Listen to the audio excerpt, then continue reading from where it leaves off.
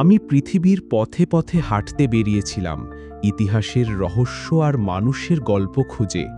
প্রতিটি নতুন জায়গা আমাকে শুধু বিস্মিত করেনি, বরং মনে হয়েছে আমি যেন এক জীবন্ত গল্পগ্রন্থের পাতা উল্টাচ্ছি।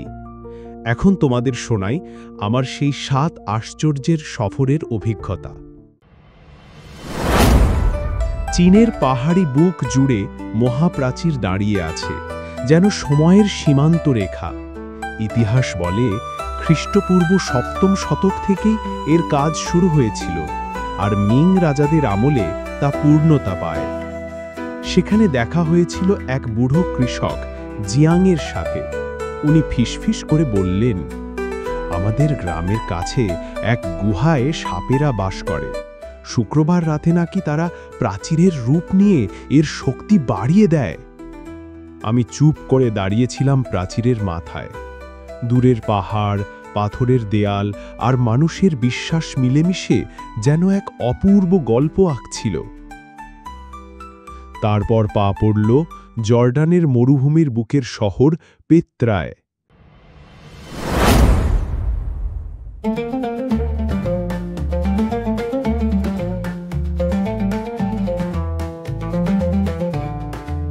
লাল পাথরের দেয়াল সূর্যের আলোয় জ্বলজ্বল করছে, যেন শহরটা গোলাপ ফুলের তৈরি। নাবাতীয়রা খ্রিস্টপূর্ব ৩১২ সালে এই শিলানগরী বানিয়েছিল। সেখানে এক বৃদ্ধ আবু হাসান আমাকে বললেন, একদল অভিযাত্রী ধনসম্পদের খোঁজে গিয়ে এই শিলার ফাঁদে হারিয়ে যায়, তাদের আর ফেরা হয়নি।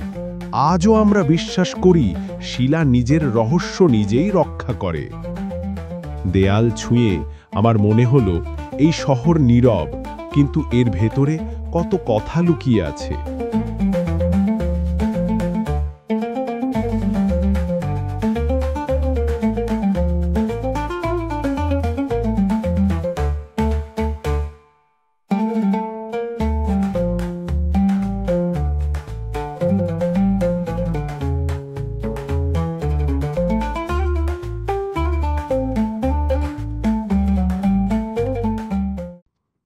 রোমে ঢুকেই দাঁড়ালাম কলোসিয়ামের সামনে। বিশাল অট্টামিকার প্রতিটি ইট যেন যুদ্ধ, রক্ত আর বিনোদনের সাক্ষী। ৮০ খ্রিস্টাব্দে তৈরি এই স্থাপত্য এখনও গম্ভীর হয়ে দাঁড়িয়ে আছে।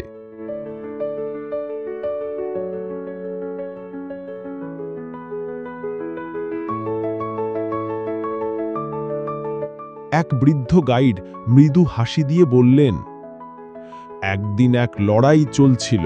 হঠাৎ এক শিয়াল মঞ্চে উঠে দর্শকদের দিকে তাকিয়ে ডাক দিল। সবাই স্তব্ধ হয়ে গেছিল। অনেকে বলে সেটা ছিল মানবতার বার্তা, যুদ্ধের মাঝে এক সতর্কতা। আমি ভেবেছিলাম কলোসিয়ামের পাথরগুলো যদি মুখ খুলত, তবে কত না কান্না আর কাহিনী বেরিয়ে আসত।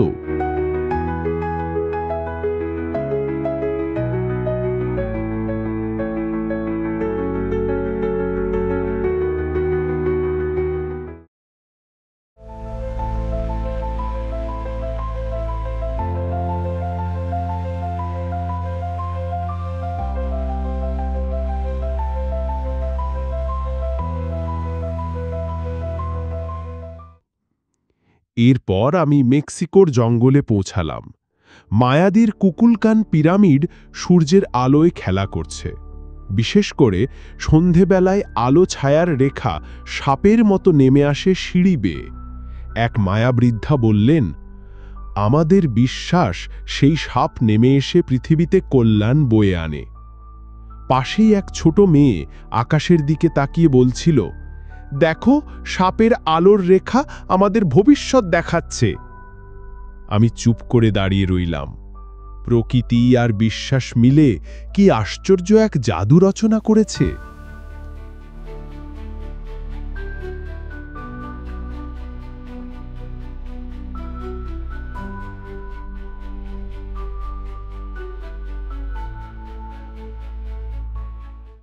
পাহাড়ের কোল ঘেঁষে যখন মাচু পিচু শহরে উঠলাম, মনে হলো আমি যেন আকাশ ছুঁতে এসেছি।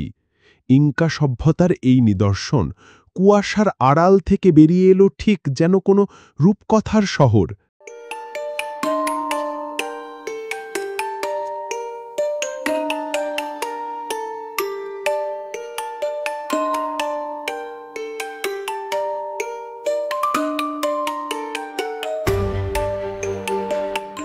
এক কুইচুয়া ভদ্রলোক আমাকে বললেন, এক যোদ্ধা রাজাকে অমরত্বের প্রতীক পাথর উপহার দিয়েছিল, কিন্তু রাজা বলেছিলেন অমরত্ব পাথরে নয়, মানুষের হৃদয়ে থাকে।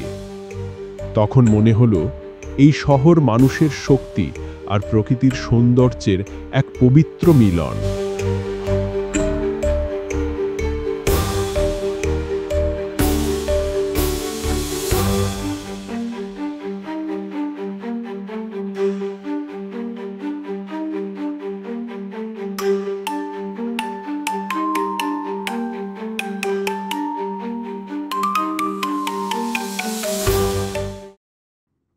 ভারতের আগ্রায় পৌঁছে চোখে পড়ল তাজমহল। সাদা মার্বেলের বুক জুড়ে চাঁদের আলো যেন নরম পরশ বুলিয়ে দেয়। ১৬৪৩ থেকে ১৬৪৮ সালের মধ্যে নির্মিত এই স্থাপত্য আসলে এক মহাকাব্যিক প্রেমের চিহ্ন।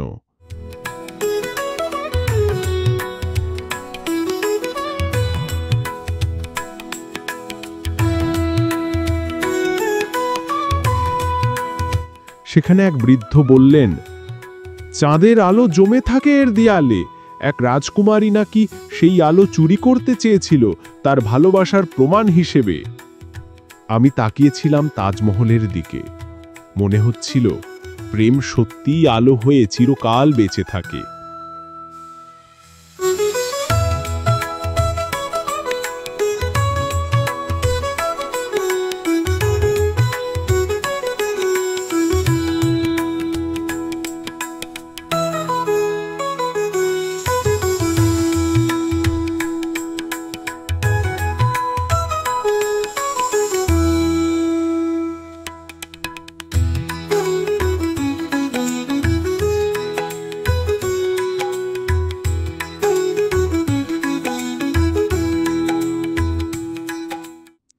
শেষে পৌঁছালাম রিও ডি জেনেইরো।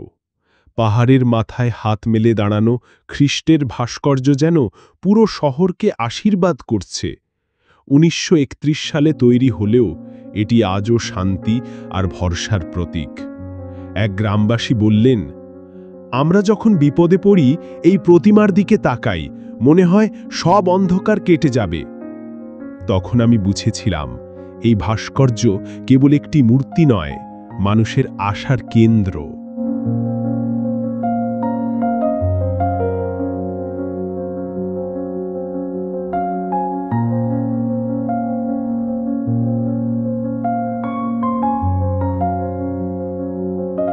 এই ৭ আশ্চর্যের ভ্রমণ শেষে আমি উপলব্ধি করলাম এগুলো কেবল স্থাপত্য বা ইতিহাস নয়, বরং মানুষের হৃদয়ের গল্প। কোথাও প্রেম, কোথাও সাহস, কোথাও বিশ্বাস আর কোথাও আলো, সবই মিলে যেন সময়কে ছাড়িয়ে এক অদ্ভুত মানবিক আখ্যান রচনা করেছে।